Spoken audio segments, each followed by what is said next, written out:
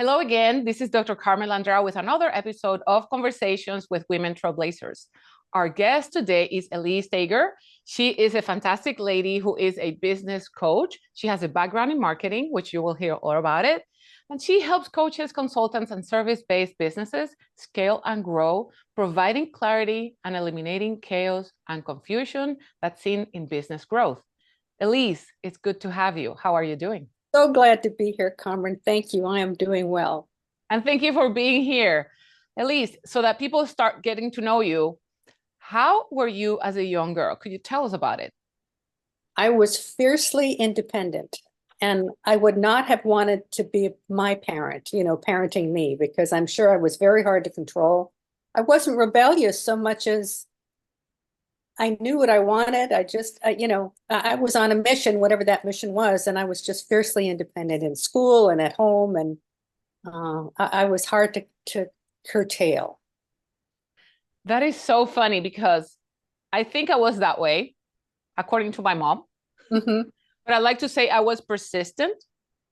My mother would say I was stubborn. Not stubborn. I think strong-willed. And I mean, in retrospect, I view that as an advantage rather than a disadvantage. But again, I wouldn't want to have been my parent because I'm sure I presented difficulties for my parents. So anyway. I guess that was a very interesting situation there. But you came out great, and you're a marketer, right? That's your professional background. Could you tell us a little about it? I got my start in corporate America in direct marketing. So I was working with catalog companies. I worked with Williams-Sonoma for a long time. I worked with a lot of the catalog companies and got my start in that flavor of marketing. And I loved it. But it started to change. And then I had a baby. I had two babies. And I was working in an agency that served direct marketing companies. And one day I had to fly to New York City for lunch with my biggest client. And I was still nursing my son. And I thought, oh my God, so I got on the plane, I flew to New York, we had lunch, then we had to run to the airport and fly back home. And I thought, this sucks. This just sucks. This is all this effort for this one client. We could have done it on Zoom. They insisted on seeing us in person. And a switch just flipped. And I thought, what I'm doing for this agency, I could do for myself. And be with my family. And I don't know what that's going to do to my income, but I sort of don't care because I can't live this kind of a life. So I left that agency and went off on my own. I had a non-compete clause with the agency, but enough clients followed me that I had the basis of a business. So that was how I got my start. So again, it was being brought up in corporate America.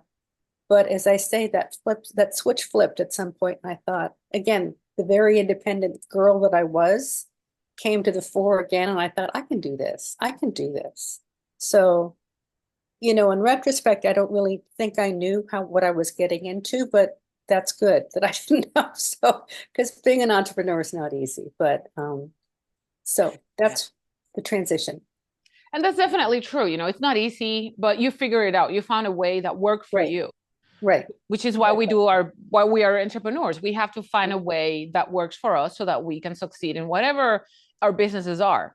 In your case, being a business coach now, but you have this background. And for those who don't know, and I'm aging myself here, a catalog was something that we had in the past where people would present their products. Different companies sometimes would present their products. So you were working with the catalog company, right? Promoting all these other organizations. Okay. Right. So basically it was if I say this right, a magazine that had what today would be different websites with products? No, it had different products. So different products, not websites, because Sonoma has their own products. So they would promote those in there. They would promote them. Yeah. Yeah, because back then we didn't have websites. Right. Or it was just the beginning of that. So So, and how about your business journey? You decided to go on your own, create your own business. How did it go? Tell us about that journey. 1, 2, 3, 4. I've had 4 businesses. Okay. And the first was I started doing list sales. So the agency I had been working with sold rented email and postal lists. And so I started doing that myself. I did that for a while. I thought there was a whole lot more opportunity than doing just list sales. And I got into Facebook advertising because that was the wave of the future. And it's very interesting, Carmen. I started working with women entrepreneurs. I've always only worked with women. And Facebook advertising was, at the time, was being touted as being, the gold star. If you conquer this, there's nothing you can't do. And it was being hyped up as being the answer to everyone's dreams. And it wasn't. It was very expensive. And that was not being talked about. So, I mean, to really get off the ground with Facebook advertising, you have to have a test budget of, I don't know, a lot. And that was to figure out if it was going to work. And by then you start plunking money into your media buy, and you're already up in the tens of thousands of dollars, if not more. So I started feeling like I was taking money from women who had no business investing in Facebook ads. It was too soon in their trajectory. They didn't really have an offer that was proven. They didn't really know what they were doing. They didn't have a landing page that was converting. So all the benchmarks that they should have had before they started plunking money down in their Facebook ads, they didn't have. So this is when I got into business coaching, was I thought, let me go back earlier into their evolution and help them with the basics. And that felt better because I felt totally out of integrity when I was doing Facebook advertising. I had an agency that was doing really well, but it just felt so out of integrity. I just felt I was stealing from my clients. So getting back into, or going backwards into business coaching, felt more authentic and more in integrity for me. So that was comfortable. The other business I skipped over, which didn't last long, it was a year, was called Aging with Attitude. And I started a website and a Facebook page, and it was all about the process of aging, how it felt being an older woman in the workforce, whether you were online or offline or what have you. And my feeling has always been, you create your age. It's all about energy. It's all about how you put yourself out there, whether you're 60, 70, 80, or 90, it's how you put yourself out there. So I started with, I had a course on aging with attitude, 2 courses. I had a newsletter. I had all kinds of stuff going on, but sales were poor. And I realized that maybe at the time, maybe now, but women of this age don't want to spend money on themselves. I just couldn't get the engine going to justify the amount of time. So I did that for a year and I dropped it because it just wasn't cost effective. It wasn't producing enough revenue to justify my time. So that's when I got into the business coaching, but it still is a passion project, because I feel very strongly that we sell ourselves a bill of goods when we think of the fact that we're a particular age should dictate how we show up in the world and how we're perceived in the world. You create your own perception. So anyway, that business didn't last, and I got into business coaching. That's amazing. And I want to make a parenthesis here, but because you mentioned aging, I don't think there's a right age to start anything. I don't think it's ever too late. If you feel like going for it, you should. And let's see what happens, because what can be. But also for women, and I think it goes in what you said when you were working at the corporate level, we go through certain stages in life. As women, we're young and we have a young family, and then, we could be having babies, and we're trying to juggle the house life versus the work life. And many times I hear, and it was told to me as well, because when I was in training in cardiology, my last year I got pregnant with twins, and You know, why make it more complicated, right? Well, that's how it went. That's what happened. And everybody that knew that I was graduating, they would say, well, once you have those babies, you will not want to work. And I'm like, are you kidding me? I'm going to have two new people who are going to be very expensive, depending on me, not only on my husband. And some things that really surprised me is that those people who saw me work hard, show up every day, they doubted my intention of being present at work because I have a husband who has a job. And it was an eye-opener. Yeah. And it was one of those things that that's when you start realizing the conditions are not there. The conditions for women who are wives and moms and, you know, and trying to work and doing all these things, great things that we can do, the conditions are not exactly there because there's so many expectations from other people. And there's very little, because maybe now I'm seeing a bit of a movement, but there's very, very, very little intention to start creating better conditions so that we can succeed in those areas as well, while we're trying to, you know, raise a family and doing other things. Right. So it's interesting that you went through some of it way before I did, and we're still going through it. And then mentioning how women don't want to invest in themselves. That surprised me. But no matter how I tried to get around it, you know, no matter what my offer was, no matter what I was offering, and I did a lot of free stuff online. I did a lot of webinars. I did a lot of Facebook Lives. I did a lot of that stuff. People showed up, but they didn't want to pull out their wallets. And I thought that is such a statement about how they feel about themselves or how society has them to think about aging. It upset me, but I couldn't push the needle. So, you know, what can I say? Yeah, it's important to realize that as well, and know when, okay, I tried, it didn't work out, let me try something else. So tell us a bit more about your business that you're doing now. You're a coach? So I'm a coach. I'm working with solopreneurs, and this is, I don't know how familiar you are with the coaching industry, but most of the industry is revolving around being bigger, bigger, bigger. You know, you want to be 6 figures, 7 figures, 8 figures in your business. And I just think that's not fair. Not everybody wants to be that big. Not everybody has the desire to create an infrastructure underneath them. And I really wanted to address the women who wanted to run a nice little business, you know, not huge. And so my message, when I was first doing business coaching, it was like everybody else. I was getting people to 7 figures and let me help, you know, that's the obvious goal, is to get to 7 figures. And I did that for a while. And I thought, this does not resonate with me. It must not resonate with a lot of other women. And I thought, I'm just going to take it back to talk to the women who are earlier in their business trajectory, even though I can't charge the kind of money that those big coaches are charging. I feel that's an underserved population. And, you know, the solopreneur is a woman who works with herself and maybe a virtual assistant or a couple of contract workers. But the issues that they're dealing with, I find very appealing in that they don't know how to delegate.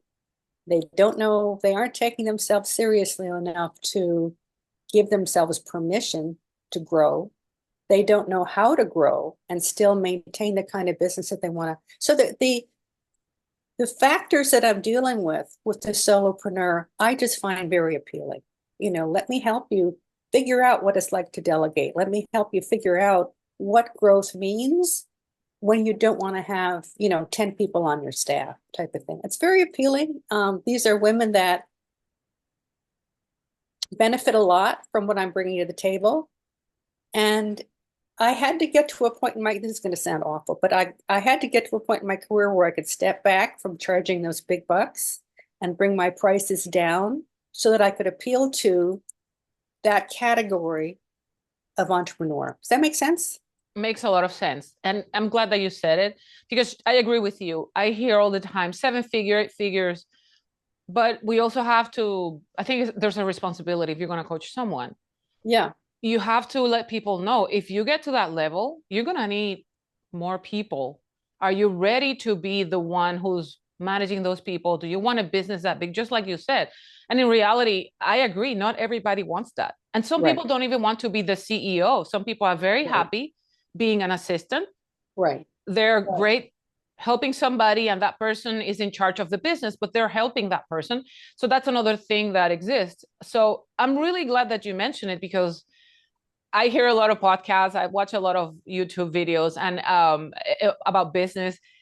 And that's like this wave, this wave that of people who are always telling you 7 figures, 8 figures, let's grow. And it's exhausting. It's exhausting. I usually am working with a coach or two. And at one point I was working with a particular coach whose whole focus was grow, grow, grow. And I felt like the failing student, I didn't want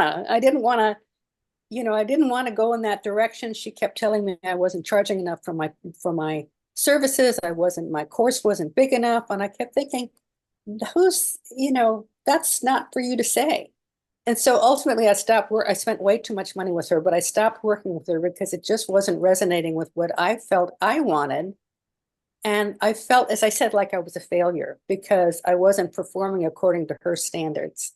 And I think women entrepreneurs need to know that they need to define their own success. Whether it's being at home with the kids and only working 3 hours a day, whether it's, being comfortable being a part-time, whatever, or working full-time, but doing it on your own,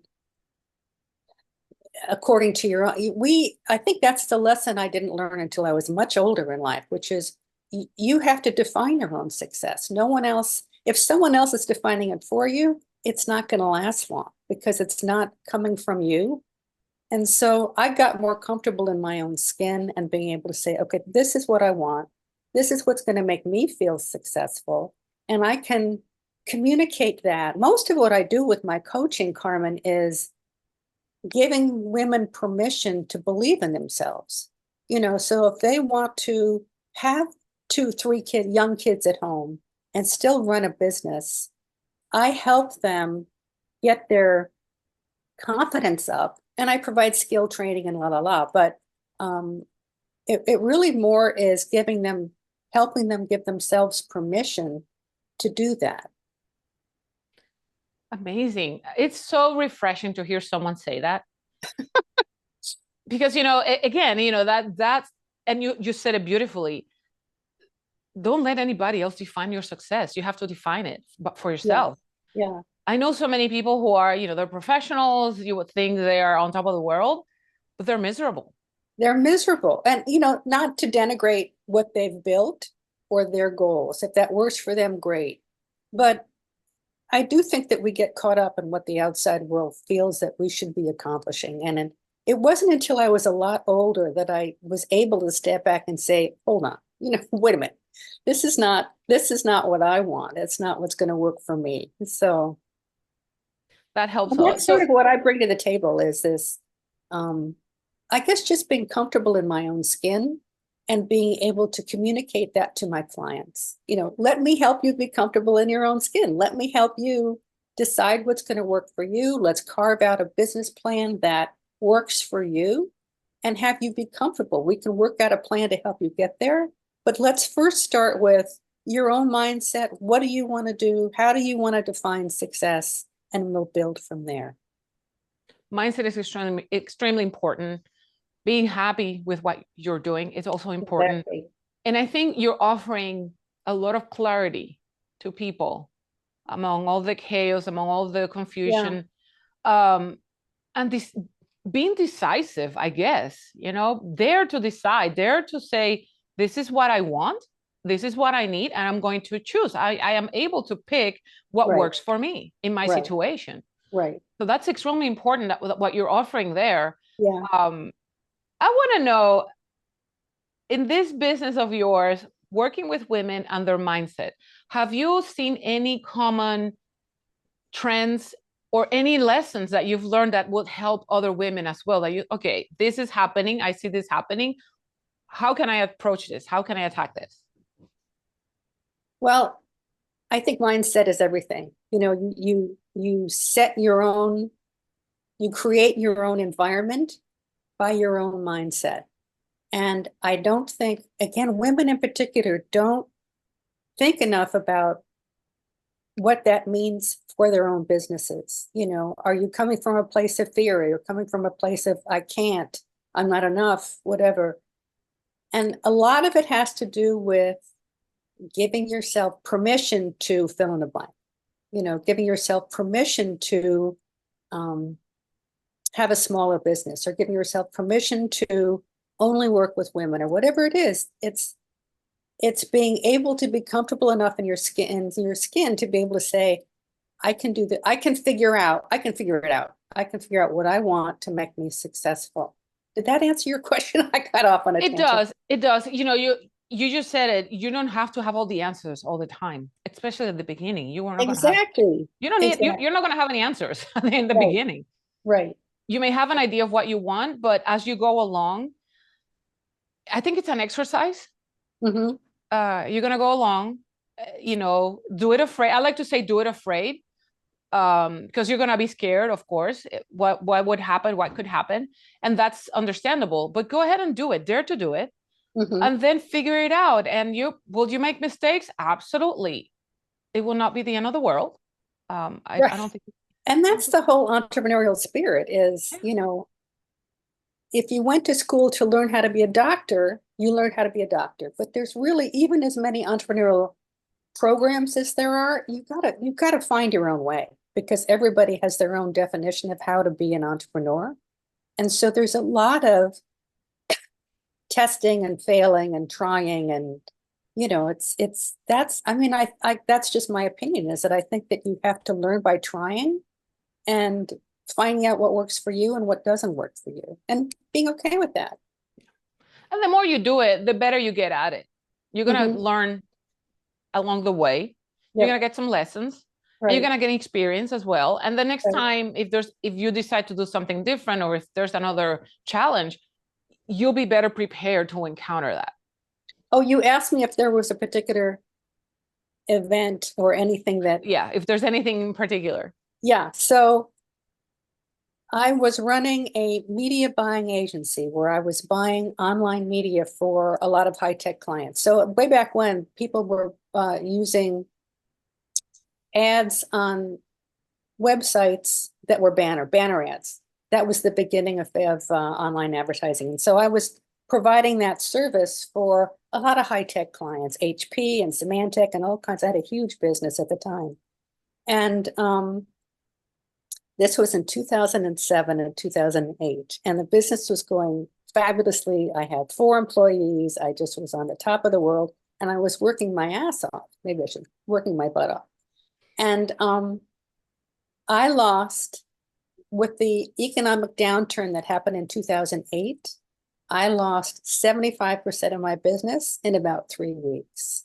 And people stopped spending money. People brought it in-house. People just stopped. And I was completely stunned, and I couldn't get off the floor. I mean, I had so much at stake. I had so many employees that I was taking care of. It was just shocking. And I stayed on the floor for probably 3 weeks. I mean, I couldn't believe what had happened. I couldn't believe how bad it was.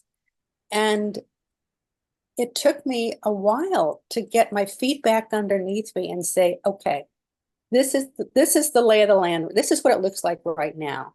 What do you need to do to get up and running again? You know, so you lay off a bunch of people, you put them on part-time, you start prospecting, because I wasn't prospecting at all. I had all of this business going on, and it took me a while, too long, to get back in motion. And I think the biggest lesson at the time that I took away from that is allow yourself like a day of hyperventilating and then get back on it. You know, put your energy into redefining. If there's a failure, put your energy into grieving as little as possible, and then put your energy into redefining what's going to take to go forward. And I think that was the biggest lesson I learned, because it served me well since then. I think it's a great lesson. I'm going to take it to heart myself. I'm going to apply it to myself, because there are days and there are days and there are weeks, months, right? And sometimes we want to push through, but we need that day to hyperventilate.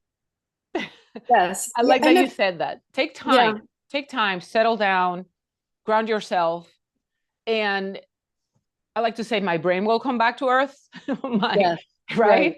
You'll be more calm, and you'll be able to think better, because you know what you need to do. You'll figure it out again. But once you stop reacting, you know, and I think it's important to grieve, whether it's a day or whatever, or more than that, but you have to acknowledge the failure that's happened or the change that's happened. And if you don't, it's always going to stay with you. So acknowledging that something has happened, and then being able to sort of clear the fog and say, okay, now there's a new normal. This is what it looks like. What do I do from here?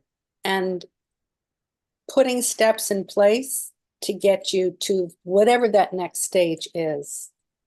Are you someone who grieves a lot, or do you hyperventilate for too long? It depends. You know, I think I do not give myself time to think and prepare. I think that, again, that mindset, taking time off to plan and not deliver, but delineate a strategy.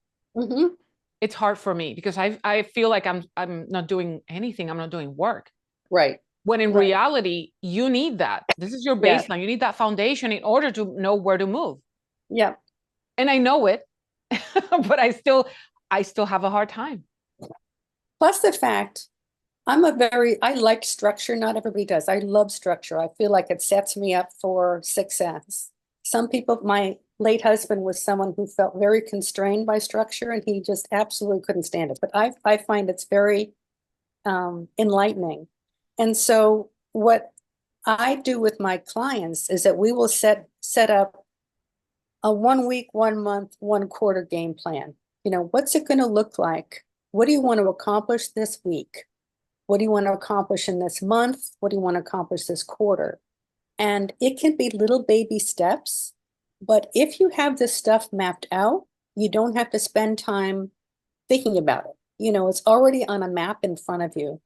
And so taking the time to set up that structure for yourself, whatever that looks like in your business, Carmen, it's taking the time to lay out a framework for yourself, so you don't have to wake up every day and go, now what am I doing? What am I doing now? You know, by next Friday, what am I supposed to get done? I just find that very freeing. You know, if I don't have, the less time I can spend spinning, my mother used to call this spinning, where you're just sitting in front of your computer doing a whole lot of nothing. The less time I can spend doing that, and the more time I can spend, you know, ticking off the boxes of what I want to get done, that's freedom. And that's what takes you forward.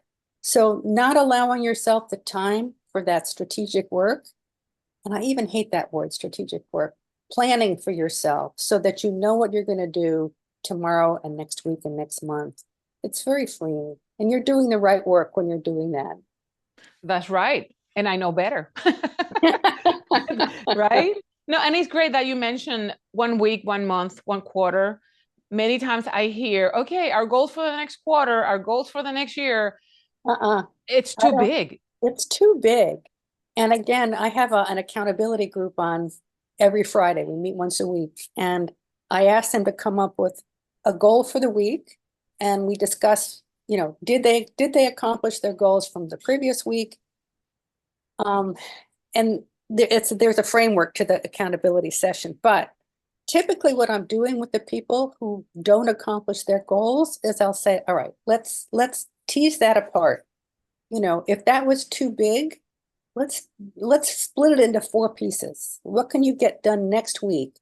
That's just a baby step.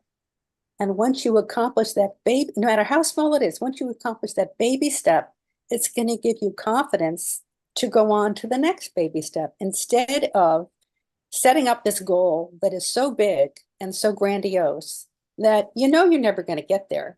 And it robs you of confidence. So the more you can strip it down to, I'm a big believer in baby steps because it propels you forward. I think so. I agree. It's the little steps that make it a bigger step in the end because they all accumulate. Right, right. You know, it's better than hoping. Yeah. Better than planning, or just like you said, staring at a blank screen. Right, right. It doesn't take you anywhere. Right, right, Elyse, right. this has been a fantastic interview. Oh, You're a thank fantastic you. person. You're a fantastic coach. If anybody's watching and you want to ask Elyse questions, could you let us know where to get you? How can I people will get in touch send with you? you all of my contact information. I have a download that your listeners might want to listen to, which is a read, which is about the mindset issues that will keep you from growing. And then I'll give you a little bit of information about that accountability group that I run, because it's so helpful to women. So I'll give you all of that.